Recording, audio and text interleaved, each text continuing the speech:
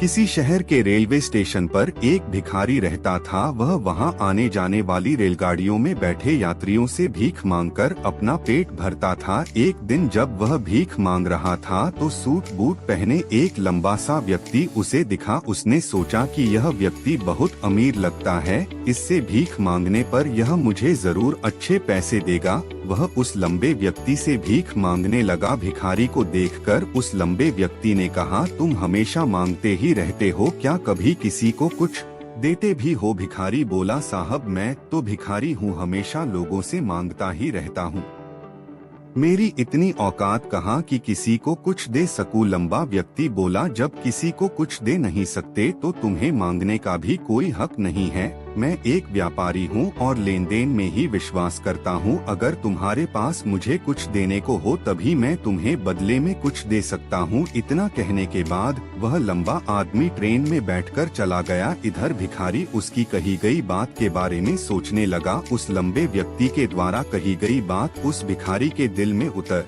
गई। वह सोचने लगा कि शायद मुझे भीख में अधिक पैसा इसीलिए नहीं मिलता क्योंकि मैं उसके बदले में किसी को कुछ दे नहीं पाता हूँ। लेकिन मैं तो भिखारी हूँ, किसी को कुछ देने लायक भी नहीं हूँ। लेकिन कब तक मैं लोगों को बिना कुछ दिए केवल मांगता ही रहूँगा? बहुत सोचने के बाद उस भिखारी ने निर्णय किया कि जो भी व्यक्ति उसे भीख देगा उसके बदले में वह भी उस व्यक्ति को कुछ जरूर देगा। लेकिन अब उसके दिमाग में यह प्रश्न चल रहा था कि वह खुद भिखारी है तो भीख के बदले में वह दूसरों को क्या दे सकता है। इस बात को सोचते हुए 2 दिन हो गए, लेकिन उसे अपने प्रश्न का कोई उत्तर नहीं मिला था। तीसरे दिन जब वह स्टेशन के पास बैठा हुआ था तभी उसकी नजर कुछ फूलों पर पड़ी जो स्टेशन के आसपास के पौधों पर खिल रहे थे। उसने सोचा, क्यों ना मैं लोगों को भीख के बदले कुछ फूल दे दिया करूं। उसको अपना यह विचार अच्छा लगा और उसने वहां से कुछ फूल तोड़ लिए। अब वह ट्रेन में भीख मांगने पहुंचा। अब जब भी कोई उसे भीख देता तो उसके बदले में वह भीख देने वाले को कुछ फूल दे देता। उन फूलों को लोग खुश होकर अपने पास रख लेते थे।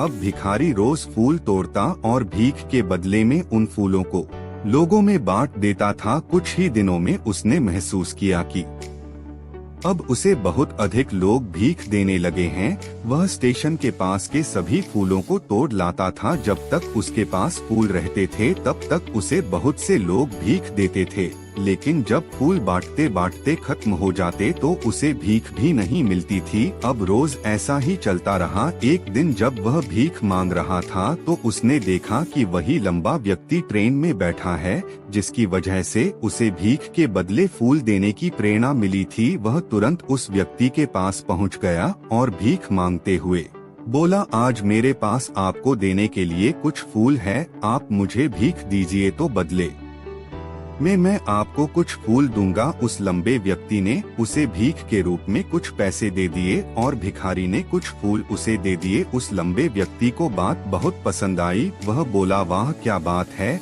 आज तुम भी मेरी तरह एक व्यापारी बन गए हो। इतना कहकर फूल लेकर वह लंबा व्यक्ति अपने स्टेशन पर उतर गया।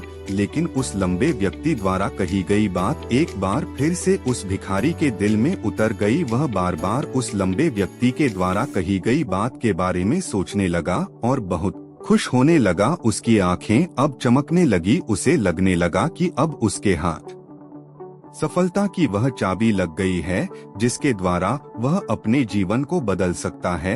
वह तुरंत ट्रेन से नीचे उतरा और उत्साहित होकर बहुत तेज आवाज में ऊपर आसमान की तरफ देखकर बोला, मैं भिखारी नहीं हूँ, मैं तो एक व्यापारी हूँ, मैं भी अमीर बन सकता हूँ। लोगों ने उसे देखा तो सोचा कि शायद यह भिखारी पागल हो गया है और अगले दिन से वह भिखारी उस स्टेशन पर फिर कभी नहीं दिखा। लेकिन 6 महीने बाद इसी स्टेशन पर 2 व्यक्ति सूट बूट पहने हुए यात्रा कर रहे थे। दोनों ने एक दूसरे को देखा तो उनमें से एक ने दूसरे से हाथ मिलाया और कहा, क्या आपने मुझे पहचाना? दूसरा व्यक्ति बोला, नहीं, क्योंकि मेरे हिसाब से हम लोग पहली बार मिल रहे हैं। पहला व्यक्ति बोला, नहीं, आप याद कीजिए, हम पहली बार नहीं बल्कि तीसरी बार मिल रहे हैं। दूसरा व्यक्ति बोला, मुझे याद नहीं, वैसे हम पहले 2 बार कब मिले थे? अब पहला व्यक्ति मुस्कुराया और बोला, हम पहले भी 2 बार इसी ट्रेन में मिले थे। मैं वही भिखारी हूँ जिसको आपने पहली मुलाकात में बताया कि मुझे जीवन में क्या करना चाहिए और दूसरी मुलाकात में बताया कि मैं वास्तव में कौन हूँ। दूसरा व्यक्ति मुस्कुराया और अचंभित होते हुए बोला, ओ याद आया, तुम वही भिखारी हो जिसे मैंने एक बार भीख देने से मना कर दिया था और दूसरी बार मैंने तुमसे कुछ फूल खरीदे थे।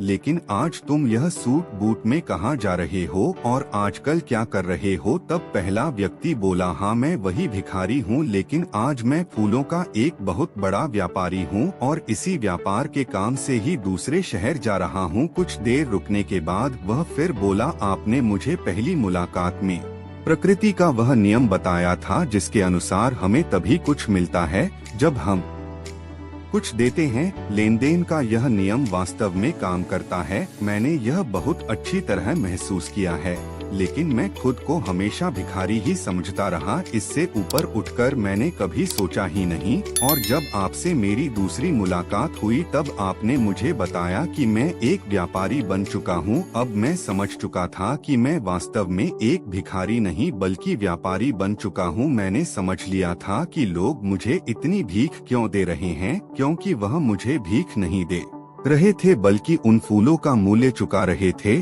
सभी लोग मेरे फूल खरीद रहे थे क्योंकि इससे सस्ते फूल उन्हें कहाँ मिलते। मैं लोगों की नजरों में एक छोटा व्यापारी था, लेकिन मैं अपनी नजरों में एक भिखारी ही था। आपके बताने पर मुझे समझ आ गया कि मैं एक छोटा व्यापारी हूँ। मैंने ट्रेन में फूल बांटने से जो पैसे इकट्ठे किए थे उनसे बहुत से फूल खरीदे और फूलों का व्यापारी बन गया। यहाँ के लोगों को फूल बहुत पसंद है और उनकी इसी पसंद ने मुझे आज फूलों का बहुत बड़ा व्यापारी बना दिया। दोनों व्यापारी अब खुश थे और स्टेशन आने पर साथ उतरे और अपने अपने व्यापार की बात करते हुए आगे बढ़ गए। दोस्तों, इस कहानी से हमें बहुत कुछ सीखने को मिलता है। कहानी में लंबा व्यापारी गिव एंड टेक के नियम को बहुत अच्छी तरह जानता था। दुनिया के सभी बड़े व्यापारी इसी जीवन के नियम का उपयोग करके सफल हुए हैं। इस फार्मूले को उसने भिखारी को भी बताया। भिखारी ने इस प्राकृत नियम को अपना लिया और इसका असर उसके जीवन में साफ दिखाई देने लगा। उसने अपनी सोच बदली और उसकी जिंदगी बदल गई। यह कहानी हमें बताती है कि हम यदि अपनी सोच बदल ले तो कुछ भी हासिल किया जा सकता है।